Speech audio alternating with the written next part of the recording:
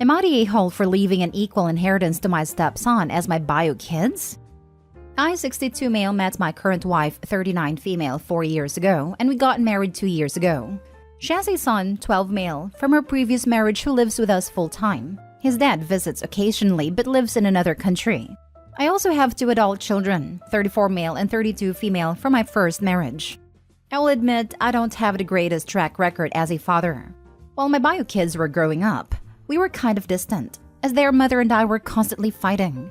She was a stay-at-home mom while I was running a business to varying degrees of success. However, when they became adults, we, bio kids and I, became much closer. My business also grew a lot and I am quite wealthy now compared to struggling to pay bills when my bio kids were growing up. My relationship with my stepson is quite good. He doesn't call me dad but seems to view me as a very close uncle. I do my best to be a good father figure to him. If I'm being completely honest, I hope that eventually he will see me as a father figure, especially given that his father is never really around and constantly disappoints him.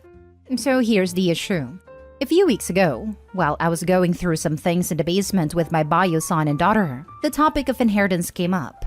I mentioned how I planned to include my stepson in my will and he would get a third of the inheritance. I don't remember how exactly we got to this topic. Well, my kids are furious with me now, telling me this was unfair, as they had to grow up with a cold, emotionally and physically distant / unavailable father who struggled to bring food to the table. They mentioned how my stepson gets to live a luxurious childhood with a much kinder and more present / emotionally available and supportive parent than they had ever had, while not even being my real son. Then on top of that, they would lose out on the inheritance they feel they had earned for working so hard to repair our relationship after all the damage I had done to them.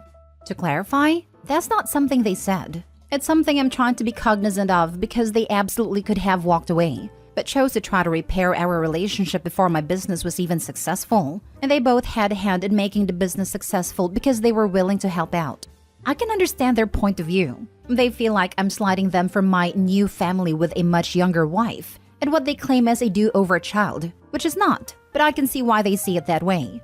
I want to do right by my stepson, but also my bio kids who did have to put up with a lot more during their childhood than my stepson. Am I the a-hole for planning to leave an equal inheritance to him? Now for the top comments. You're the a-hole without a doubt. Why are you treating some random kid that you've known for 2 minutes the same as your actual real kids who you have apparently failed over and over again?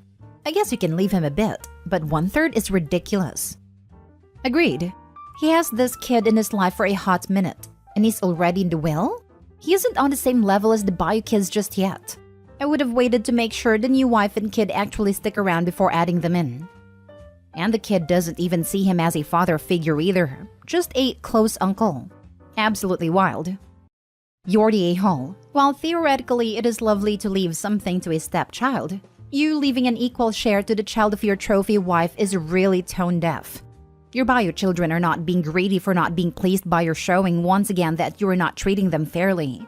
You have shown them that you, who are old enough to be this kid's grandfather, now has decided to have a new family as a do-over. Also, you do realize that your stepchild is going to wind up with more than the bio kids anyway, since you are going to leave a sizable amount to your new trophy wife and you will almost assuredly die before her given the large difference in age. The stepchild is going to inherit from his mother the amount you left to her, as well as the 1/3 directly. And I bet you are also leaving the wife your house and other valuable personal property. A lot of bio kids have been screwed out of stuff when the father takes up a new family. When my grandfather passed 2 years ago, we discovered that he had moved most major assets into solely his second wife's name. So the terms of the will screwed my dad and his brothers and all the grandchildren out of basically everything. He was also a man who married a much younger woman. She was my oldest uncle's girlfriend in high school for some added drama, and was an absolute a-hole to my grandmother and their children their entire married life and beyond. We expected nothing, because he was awful, and got nothing, but that extra FU of his second family getting everything, except the token "I didn't forget you" stuff. And they don't see what the problem is the reason I'm low contact with any of that part of the family since grandma passed. Next story. Am I the a-hole for buying my nephew a gift rather than giving his parents the money? My 33 female nephew just turned 1. My sister-in-law Hannah, 34, and brother-in-law Dave, 34, are dual income and doing alright. They're firmly middle class. They own a home and go on a couple vacations a year. they decided to host a big party for their first and only child's first birthday. A little background. My husband and I are kind of known for getting good birthday gifts for nieces and nephews. They range in age from 1 to 13, and we know that the other two families struggle more financially than Hannah and Dave, who this post is about. So we have historically always asked what their child would like, and go out of our way to get them something special. I'm not talking big ticket items like an iPad, but like $150 to $200 for each gift, each year. I asked Hannah what her son William would like, that he doesn't already have at home. She didn't answer my text, but later in the day, she sends a mass email to both sides of the family and friends who are attending William's first birthday. This was the email. Hi friends and family. We look forward to having you at William's first birthday. Some of you are asking what you can buy for him. What he really needs is a new deck to play on in our backyard. Therefore, we ask that everyone donate funds towards that goal, rather than physical gifts. The deck will cost a total of $10,000 and we anticipate that 35 of you will be attending. Please give as you're able. William will be so excited by this addition to his outdoor space. Love, Hannah, Dave, and William. So off the bat, this request sat weird with me. I understand shifting towards experience-based gifts over physical gifts. I see the environmental argument for that, and also the human element. But that's not what this was. It was a deck. And I'm fairly certain Hannah and Dave can afford this deck without a fundraiser.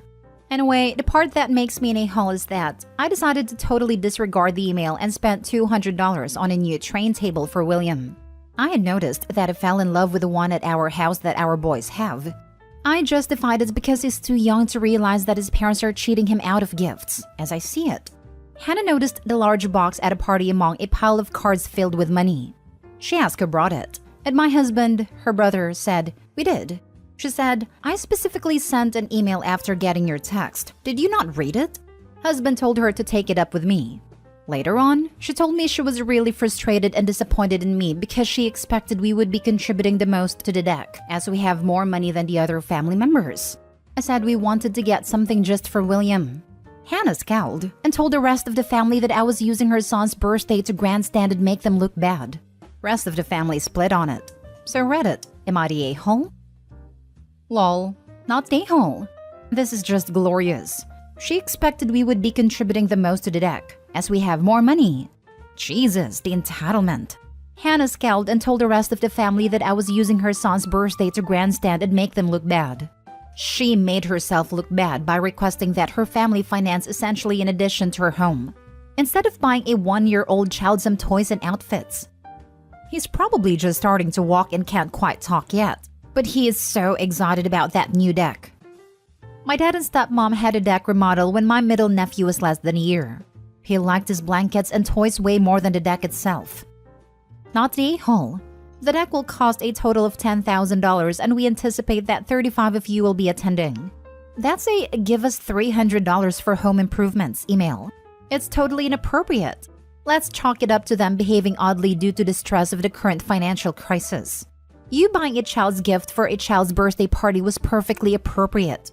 They were wrong to A. ask for a wad of cash, and B. then demand to know who dare buy their child a gift instead of giving them a wad of cash. Because she expected we would be contributing the most to the deck as we have more money than the other family members. This just gets worse. I guess it wasn't a "give us $300 email. It was a hint hint. Stacy, you should give us $1,500 while everyone else gives us $250 email. I honestly think that the deck would be the one of those projects that's never completed, with the money going elsewhere. Then again, I'm very cynical. Next story. Am I the a-hole for not chipping in for my brother and his husband's surrogacy fund and prohibiting my parents from donating as well, since I support them financially? They live a super lavish life. In my family, I am the only one close to financially stable. My parents earned enough to have a middle-class income, but my mom was a big shopper and my dad would blow his money at the casino. Now, my parents are at an age where they can no longer work. They mainly live off my mom's pension and the money I give them every month to support them. My brother went into dance after college and his job after school was working as a retail associate at a luxury store. But he also has the same problem with his money, where all his money he spends on clothes and nights out. My brother married this guy who is 20 years older than him. Brother is 26. This guy's in his late 40s. Initially, this guy framed himself as the rich older guy, but that isn't the case. Here is the thing. They are now asking everyone to donate them money so they can pay for a surrogate in Mexico. First of all, I find this whole thing skeevy as heck with this poor woman from Mexico. But financially, these guys are going on trips left and right. They constantly lease and swap out cars. So when they asked me for money, I told them no. They tried to guilt me, and I said no, not at all. Then I get a call from my mom about taking out a home equity line of credit, and I was like, absolutely not. I told my mom and these guys that if they care about this so much, they can save up for it. And I forbid her to give money to my brother and his partner. She's like, okay then, I'll give a little bit. I tell her no. I tell her I am the one that pays their bills. If I find out that they gave a cent, I'm going to cut them off as well. When my brother and his partner found out about this, they were very upset with me, and I told them I don't care. They are now calling me homophobic, etc., and that I am ruining their happy life. I told them I don't care. They can start saving money themselves, but I'm not going to spend a cent of my money to finance their lifestyle. Now for the top comments. Not the a-hole.